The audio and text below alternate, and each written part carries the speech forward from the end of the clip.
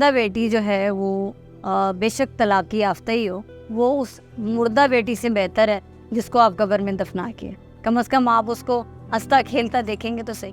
Mostly खर्चा ही होता है यहाँ, पेशेंस बहुत कम हो गया है फीमेल्स में भी और मेल्स में भी। यानी कि पिछले साल से इस साल की शरह जो है वो तलाक के केसेस में ज़्यादा हुई है।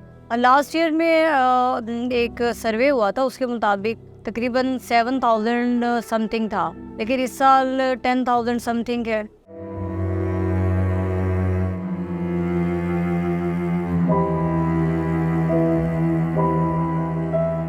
मेरा नाम रुबीना राना एडवोकेट है। मैं जॉइंट सेक्रेटरी हूँ लिस्टिंग बार एसोसिएशन मुल्तान से। शरह इसलिए ज़्यादा बढ़ती जा रही है मेरे ख्याल से हमारे फाइनेंशियल क्राइसिस जो हैं वो बहुत बड़ी वजह है।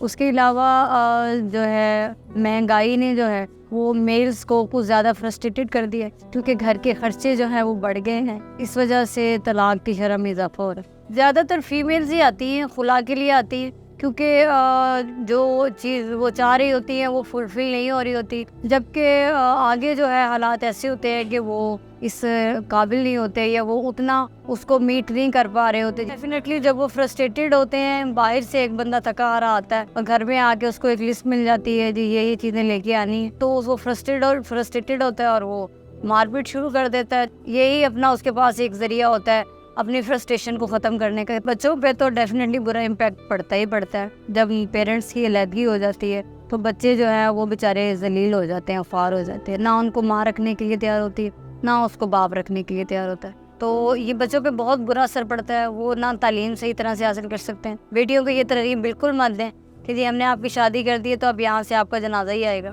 या वो बेचारी अगर कभी नाराज़ हो के आपके पास आ जाती है तो आप कहते हैं कि नहीं जी जैसा भी है, अच्छा है बुरा है। या मैंने तो कई लोग ऐसे भी देखे हैं जो साइकी पेशेंट हैं, जो फीमेल्स को 2-2 दिन घर में दरवाजे को लॉक लगा के चले जाते हैं सिर्फ अपनी मेंटली सेटिस्फेक्शन के लिए।